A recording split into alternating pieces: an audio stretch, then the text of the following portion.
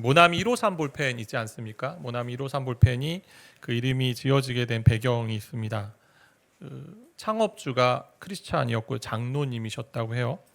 요한복음 21장을 읽다가 성경 구절의 의미를 좀 제품에 담아보자 하는 마음이 있었어요.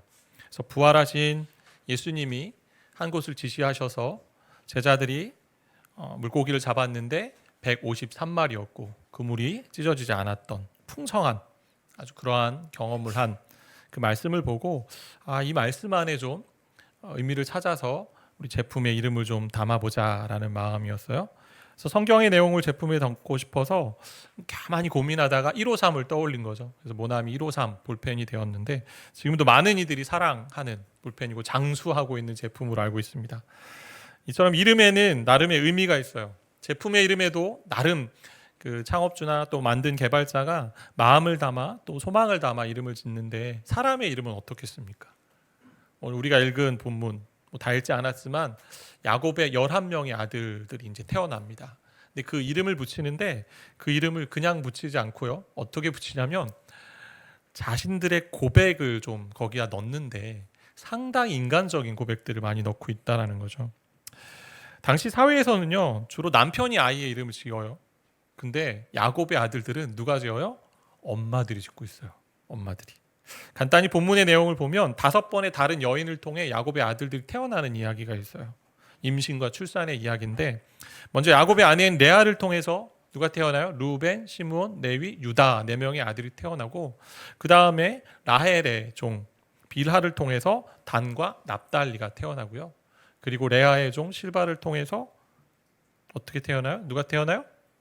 갓과 아셀 그리고 여자아이가 태어나요. 딸 디나가 태어나죠. 그리고 또다시 레아를 통해서 이사갈과 스불론 그리고 마지막으로 라헬을 통해서 요셉이 태어납니다. 총 몇 명이 태어났어요? 퀴즈. 네?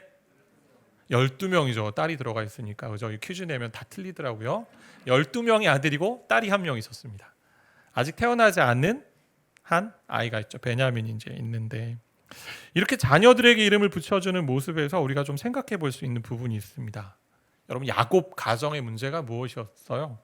우리가 함께 좀 살펴봤는데 진정한 복이 어디서 오는지 복의 근원이 뭔지를 잘 몰랐습니다. 복이 하나님과의 관계 맺음에서 시작하고요. 하나님과 함께함이 복인데 그리고 또한 그러한 하나님의 복을 받기에 적합한 그런 자리로 인도해 가는 그 변화의 과정이 복인데 그것을 잘 알지 못했습니다.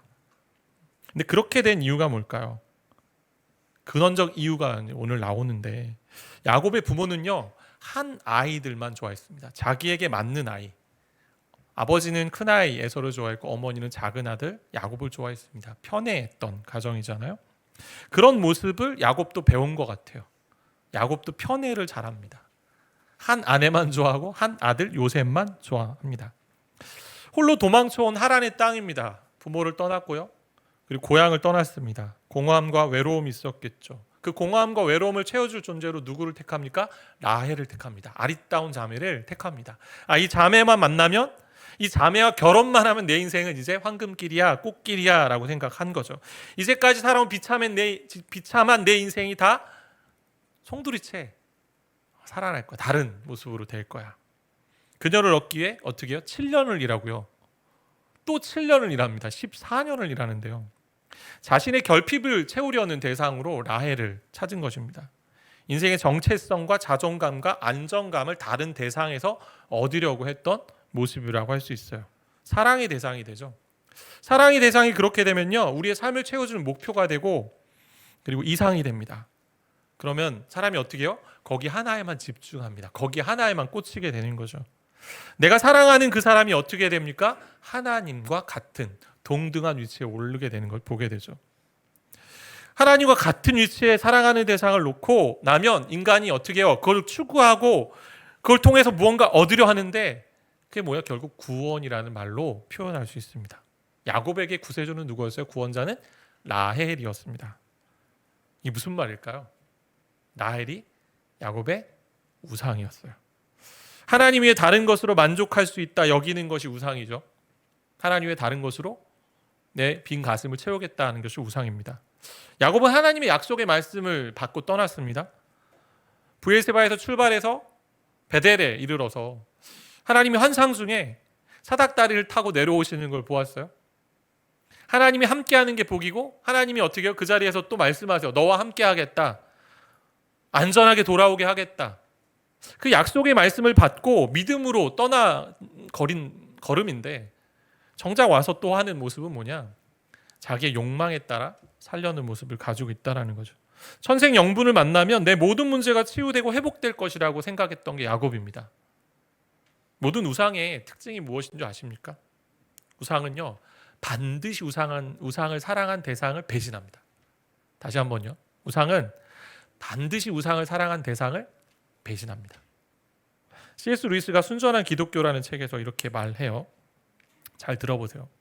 자기 마음속을 들여다볼 줄 아는 사람이라면 우리의 마음을 잘 들여다보시면 어떤 일이 벌어지냐. 거의 누구나 알겠지만 우리는 이 세상에서 얻을 수 없는 무언가를 간절히 원하고 있다는 거예요. 왜 이게 인간이고 영혼의 존재이기 때문에. 하나님 그렇게 만드셨거든요. 비어있는 공간을. 근데 세상의 온갖 것이 당신에게 그 비어있는 공간을 채워주겠다고 약속하지만 결코 그 약속을 지키지 못한다는 것입니다. 예를 들어 사랑이면 된 거라고 생각하는데 사랑에 빠졌는데 사랑이 그렇게 채워주지 못해요. 외국 여행을 가거나 흥미로운 배움 또 과목을 접하게 될 때 우리 안에 동경이나 열망이 일어난다라는 거죠. 그런데 그 열망과 동경은 결혼, 여행, 학업 다른 이 세상의 어떤 것으로도 채워줄 수 없다. 결국 어떻게 되냐? 반드시 그것들이 우리를 피해 달아난다라는 거예요. 다시 정리하면 우상은 어떻게 해요? 우상은 사랑하는 대상을 반드시 배신합니다. 간절히 원하는 그것이 우리의 영혼에 만족을 주지 못하는 것을 우리는요 이미 경험해 왔어요. 굳이 제가 설명 안 해도 되잖아요. 맛집 찾아다니면서 맛있는 거 많이 먹으면 며칠 가나요? 그 기쁨이, 즐거움이. 얼마나 가세요? 한 10년, 20년 갑니까?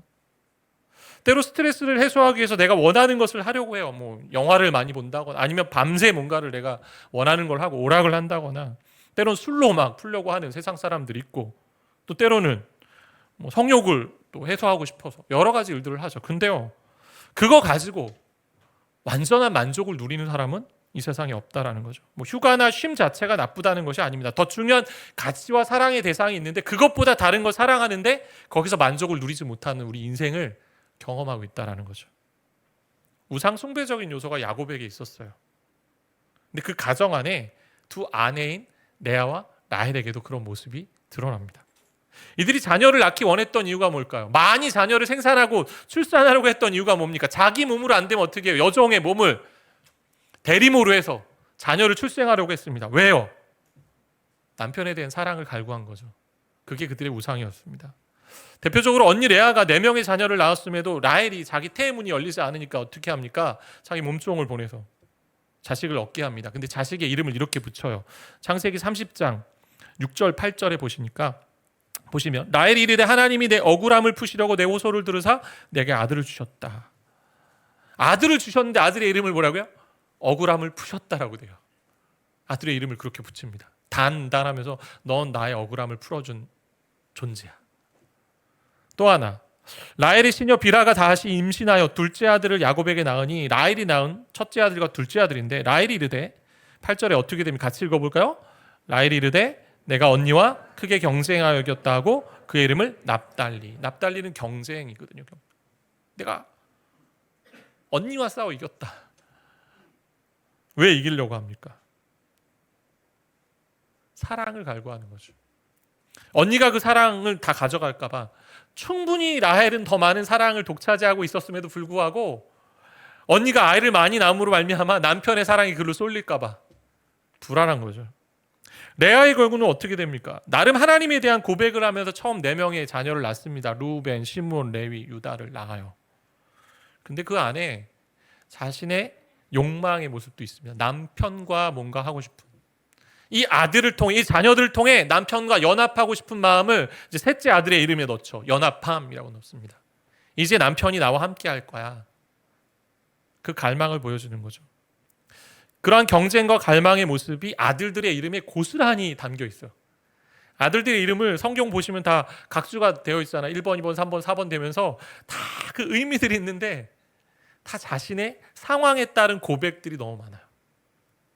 무엇보다 레아는 더 깊은 갈망이 있었던 것 같죠. 왜냐하면 29장 31절 같이 좀 읽겠습니다. 여호와께서 레아가 사랑받지 못함을 보시고 그의 태를 여셨으나 라헬은 자녀가 없었더라. 야곱은 라헬을 너무 사랑했어요.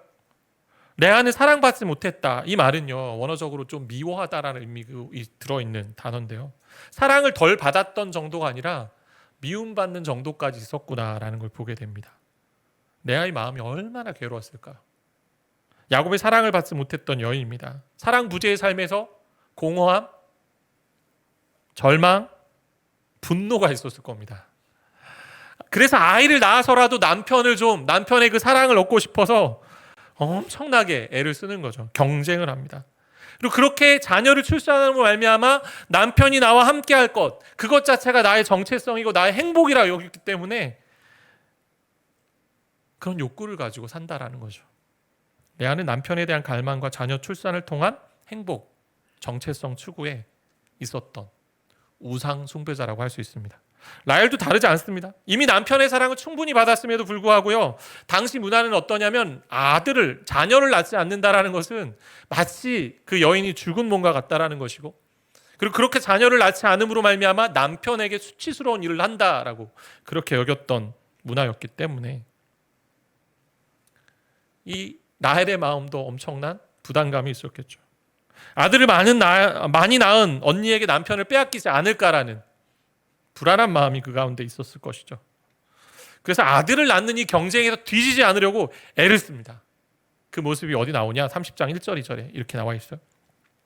라헬이 자기가 야곱에게서 아들을 낳지 못함을 보고 그의 언니를 시샘합니다. 그러고 나서 야곱에게 이러러 이야기합니다. 내게 자식을 낳게 하라. 그렇지 아니하면 내가 죽겠다. 여러분, 말이 돼요? 야곱이 자녀를 낳게 할 수 있는 능력이 있습니까? 없습니다.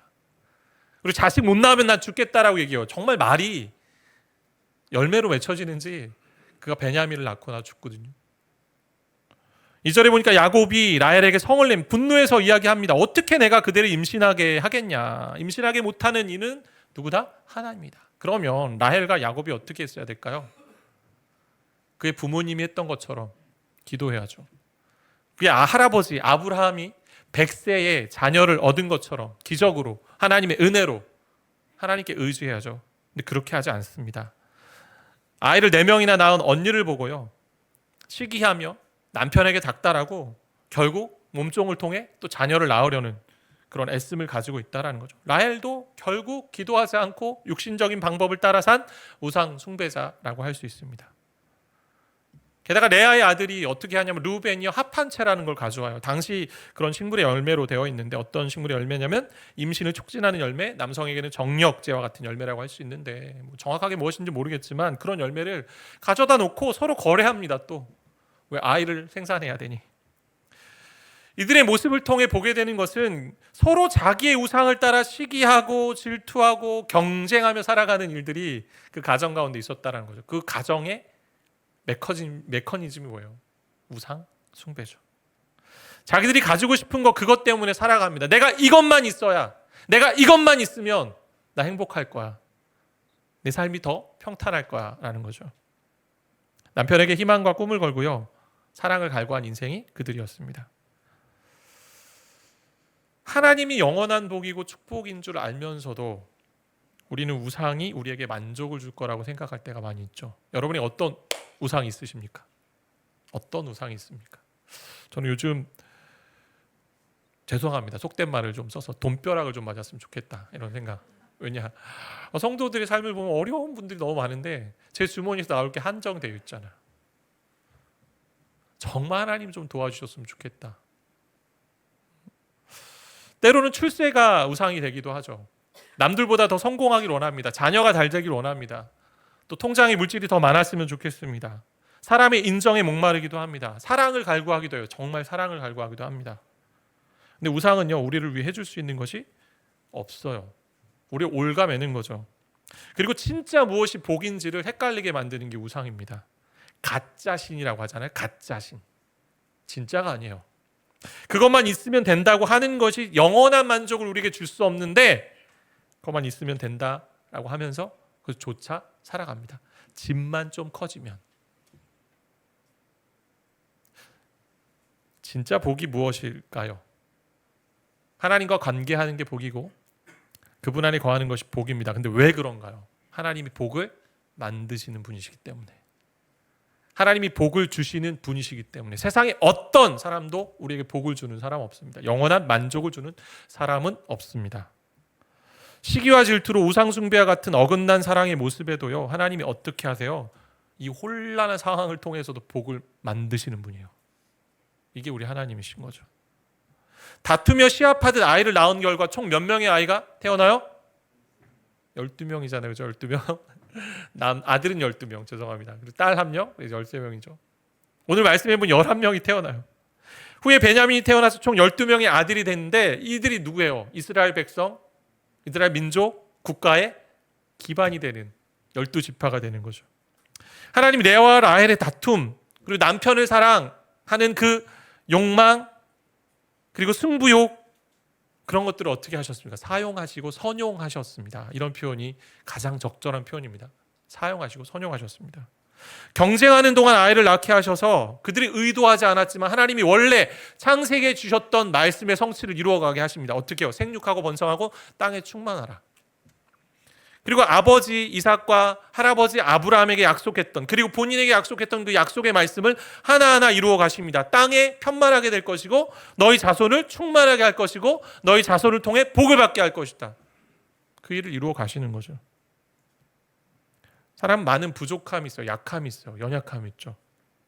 문제를 가지고 있습니다. 저도 문제가 많은 사람이죠. 늘 아내가 얘기하죠.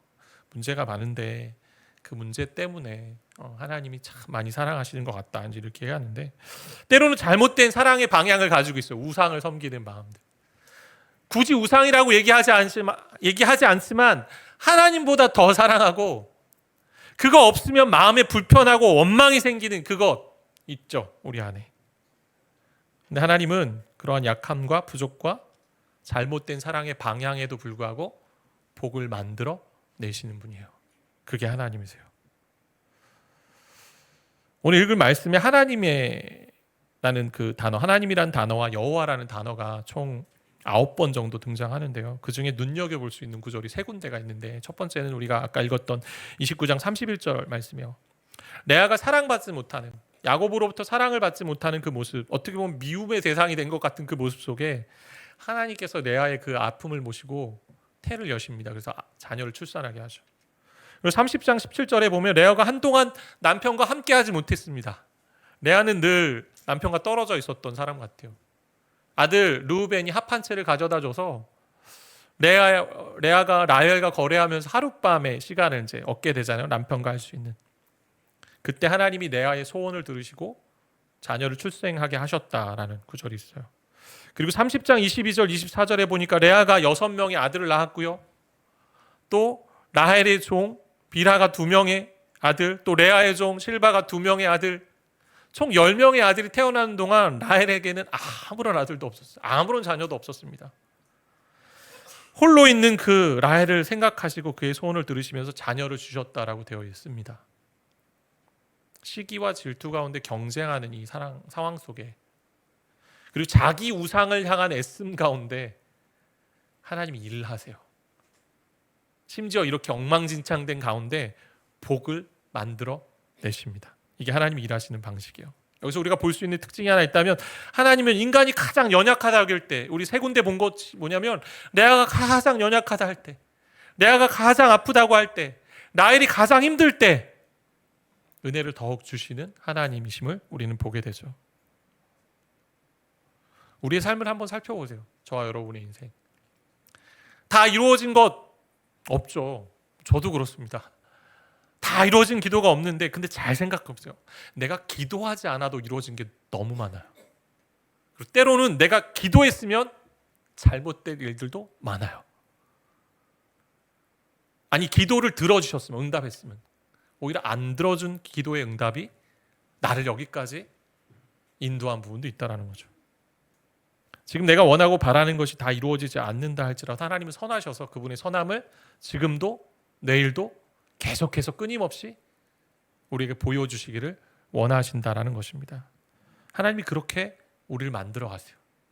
그렇게 복을 주시고 그 복을 연약한 우리 인생 가운데 심지어 잘못된 대상을 사랑의 대상으로 삼고 방향을 잘못 갖고 우상의 마음을 쏟아내는데도 불구하고 하나님이 복을 만드셔서 복된 인생으로 이루어 가신다라는 것이죠. 그렇다고 여기서 우리가 헷갈리지 말아야 되는 건 뭐냐면 그럼 시기와 질투 괜찮다? 경쟁 괜찮다? 아니. 우상을 섬겨도 괜찮다? 아니죠. 그 얘기는 아니에요. 그걸 긍정하는 것이 아니고 이걸 하물며의 복으로 좀 받았으면 좋겠는데 이게 뭐냐면 하나님께서 우리의 실패, 연약, 약함, 심지어 하나님 대신 다른 것을 많이 사랑하고 거기에 쏠림에 있음에도 불구하고 그래서 시기하고 경쟁하고 질투하고 온갖 혼란한 그런 인생 가운데서도 하나님이 이렇게 복을 만들어 내셨다면 우리가 만약 하나님을 온전히 경외하고 아니 작은 순종을 하나님 앞에 드리고 하나님을 사랑할 때 하나님 얼마나 엄청난 일을 하시겠습니까? 엄청난 일을 어떻게 하시겠습니까? 근데 여러분 진짜 복이 무엇인 줄 아십니까?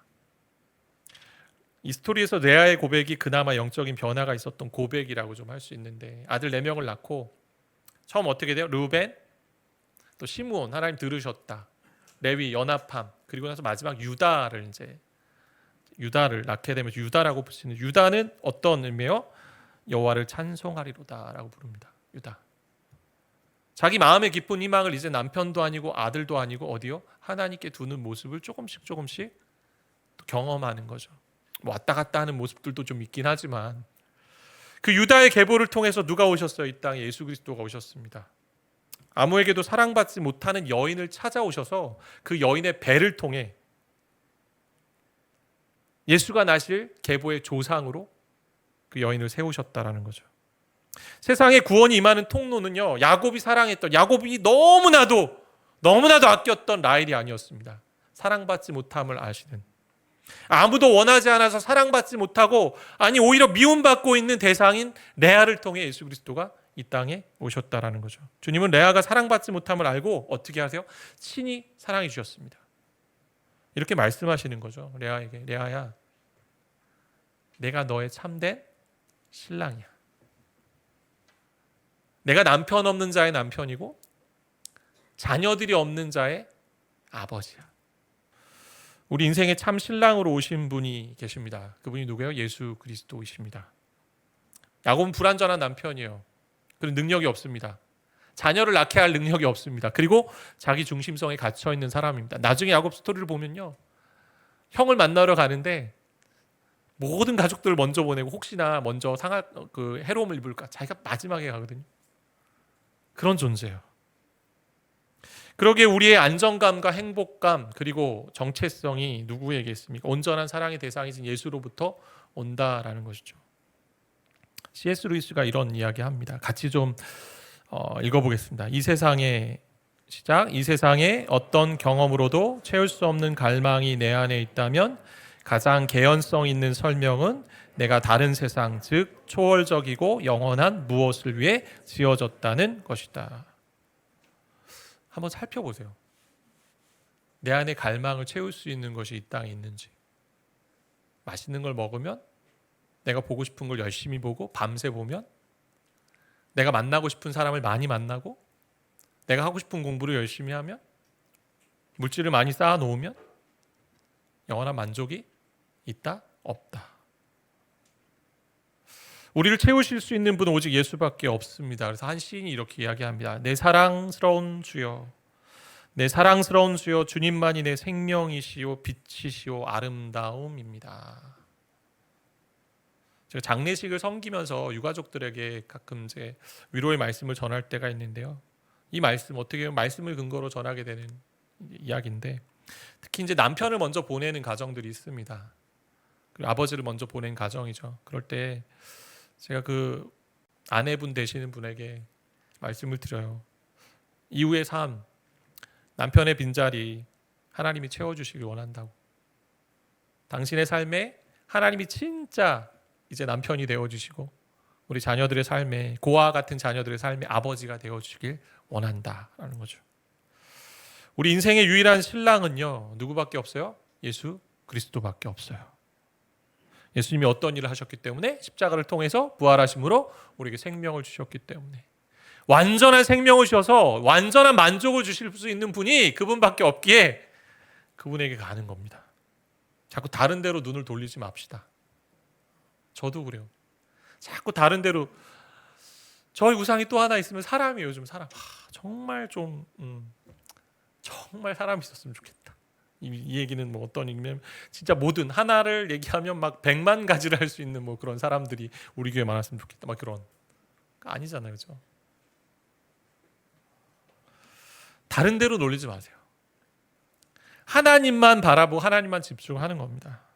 예수 그리스도만 바라보고 예수에게만 집중하는 겁니다. 그렇게 예수님을 만날 때, 참된 신랑 되신 예수를 만날 때 우리 안에 비어있는 가슴은 가득 채워집니다. 다른 거 필요 없습니다. 그러면 서로 경쟁해서 이겨야 한다는 잘못된 사랑의 방향으로 가지 않습니다. 승자도 없고 패자도 없습니다. 그게 그리스도와 함께하는 삶의 공동체의 모습입니다. 우리 주님과 그리고 하나님과 깊은 관계를 누릴 때 만족함 있죠. 복이 있습니다. 그래서 시편에 다윗이 이렇게 고백하죠. 새 번역으로 보면 주님, 나에게 단 하나의 소원이 있습니다. 나는 오직 그 하나만 구하겠습니다. 그것은 한평생 주님의 집에 살면서 주님의 자비로우신 모습을 보는 것과 성전에서 주님과 의논하면서 살아가는 것입니다. 하나님과 함께하는 것. 이 고백이 우리의 고백이 되었으면 좋겠습니다. 저와 여러분의 고백이. 매일매일 삶에. 신랑 되신 주님을 모시고 사는 인생이 되면 어떻게 돼요? 잘못된 사랑의 대상이 사라지고 시기와 질투, 경쟁은 사라집니다. 그럼 어떤 일이 벌어지냐? 우리 제자들의 모습을 통해 좀 보게 되는데요. 예수님과 제자들이 나눴던 복음서에 보면 예수님이 십자가에 달리실 것과 부활하실 것을 3번에 걸쳐 예고하시고 말씀하시는데 마지막 죽음을 예고하시는 얘기를 하고 나니까 야고보와 요한의 어머니가 예수를 찾아가서 얘기합니다. 예수님, 예수님이 이제 영광을 이제 받으실 것 같은데 우리 아들 한 명을 우리 주님의 우편에, 한 명은 주님의 좌편에 좀 세워주셨으면 좋겠습니다. 나름의 자리 욕심을 내는 거죠. 치맛바람을 가지고. 주님의 대답은 무엇을 구하는지 알지 못한다. 그리고 비유적으로 이것은 고난의 잔을 받는 자리다. 이렇게 얘기하시면서 그렇게 얘기하시는 가운데 주변에 있던 10명의 제자가 심히 아주 분노하는 그런 것들을 이제 보여주는 것으로 나오는데요. 왜 분노했을까요? 그들도 동일한 마음이 있었기 때문에. 레와 라헬의 모습과 별반 다르지 않습니다. 제자들 안에 욕망이 있는 거죠. 잘못된 사랑의 방향이 있습니다. 사랑의 대상이 있습니다. 내가 먼저 좋은 자리에 올라야 되는데, 다른 사람 위에 올라가야 되는데 경쟁에서 이기고자 하는 마음이 그들 가운데 있는 거죠. 그런 제자들에게 주님이 말씀하십니다.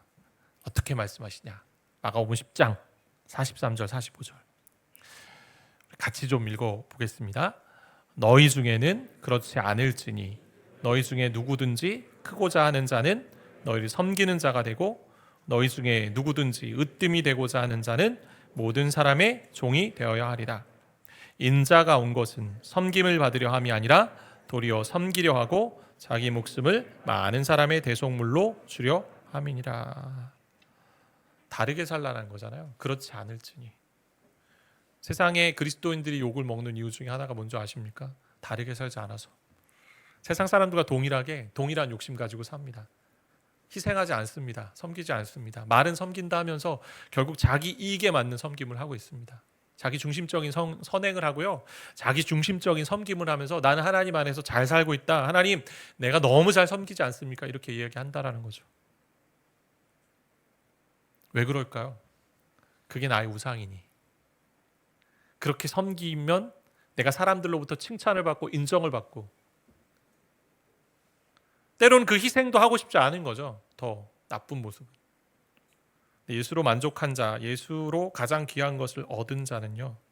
다른 어떤 것이 만족의 대상이 되지 않기 때문에 흘려보내는 것이 자연스럽습니다.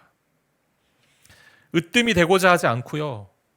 이 경쟁에서 이기려고 하지 않습니다. 이 시기와 질투로 점철된 이 경쟁에서 이기려 하지 않습니다. 정말 레아와 라헬이 하나님으로 만족하고 예수로 만족하고 신랑 되신 예수를 경험했다라면 어떻게 했을까요? 언니 4명 낳았네. 내가 봐줄게. 동생 아직도 아이가 없구나. 내가 기도할게. 내 아들이 합한채를 가져왔는데 이거 먹어봐. 이 보약을 만들어서 주고. 그게 그리스도인의 공동체 아닙니까? 세상은 어떻게 해요? 돈이나 물질이나 또 인맥이나 여러 권력, 기회를 통해서 내가 먼저 가려고 애를 씁니다. 높은 자리에 오르려고 애씁니다. 적자생존, 약육강식의 사회니 그렇게 해야 된다라고 이야기합니다. 그게 세상의 가치고 세상의 논리고 세상의 시대 정신이죠. 근데 성경은 뭐라고 얘기합니까? 그리스도로 만족하면 다른 모든 것은 늦게 가도 돼. 천천히 가도 돼. 섬기면 그게 으뜸이 되는 거야. 인도의 기독교 성자 선다싱이라는 분이 있어요. 선다싱이라는 분. 하룬 동료와 함께 눈이 많이 쌓인 산길을 가고 있었습니다. 조금만 지체하다가는 혹독한 추위에 얼어 죽을 것이라고 판단해서 빠르게 이제 걸음을 걷고 있어요. 가는 중에 한 사람이 쓰러져 있는 걸 봤어요. 가서 보니까 거의 얼어 죽을 사람이에요. 근데 심장에 손을 대보니 가슴은 뛰고 있는 거죠. 심장이 뛰고 있는 거죠. 그래서 선다싱이 함께 간 동료에게 이 사람 업고 가자. 같이 살리자. 근데 그 동료가 지금 우리도 이 혹독한 추위에 빨리 이 산을 통과해야 되는데 어떻게 저 사람 업고 그 길을 갈 수 있겠냐. 만약 업고 가겠다면 너 혼자 업고 가고 나는 가겠다 해서 먼저 가버립니다. 선다싱이 어떻게 하냐면 업고 가죠. 없는 가운데 어떻게 해요? 땀을 찔찔 흘리면서 업고 가는 거죠. 힘드니까. 근데 그 땀을 흘릴 때 몸에서 열이 나니까 그 열과 이 업힌 사람의 그 몸이 이렇게 붙어 있으니 서로 이 뜨거움이 오고 가면서 이 사람의 체온이 이제 다시 살아나고, 그리고 그 사람과 함께 더불어 협력하면서 이 산길을 가게 되는 거죠. 거의 산을 넘어가는 길목에 한 사람이 쓰러져 있는 겁니다. 대번 보니 이제 죽어 있는 사람이요. 가서 봤더니 그 사람 누구예요? 먼저 갔던 혼자 살겠다고 갔던 사람이죠. 주님으로 만족한 자는요, 주님 안에 완전함을 누린 자는 서로를 돌보고 세울 줄 압니다. 내가 그 안에 다 누렸기 때문에 내가 안 가져도 돼요. 욕심 부리지 않습니다. 시기하고 질투하고 경쟁하지 않습니다. 왜? 주님 안에 만족이 있기 때문에, 하나님 안에 만족이 있기 때문에. 우리의 약함에도 불구하고 하나님은요, 근데 더 대단하신 것은 하나님 복을 만들어 가신다라는 거죠. 때로는 우상 숭배하는 연약한 존재이고, 우리 종교개혁가들이 이야기한 것처럼 마치 우리의 마음이 우상을 만들어내는 공장과 같은데 매일매일 우상을 만들어내는데, 때론 불안이 우상이 되기도 하고 시기와 질투가 우상이 되기도 하고 때론 그 사람을 정죄하고 미워하는 미움이 우상이 되기도 하고 매일매일 생각하니, 근데 하나님이 그러한 연약한 모습에도 하나님의 복을 만들어 가신다라는 거죠. 우리가 그런 복을 받은 자라는 걸 알고 이 땅에 하나님의 은혜를 좀 나눌 수 있는 그런 복된 인생 되시기를 바라고 축복합니다. 하물며 은혜가 있습니다. 하물며 은혜. 비록 우리의 연약한 모습을 통해서 이렇게 하나님 일하시기 때문에 내 연약한 모습 그대로 가져갑니다도 맞지만, 한 단계 더 나아가 하나님 그러기에 내가 하나님을 더 갈망하고 하나님 안에 만족을 누리며, 그리고 하나님을 순종하는 자리, 경외하는 자리에 가서 그 복을 많이 흘려보내겠습니다 라고 고백하는 저와 여러분 되기를 바라고 축복합니다.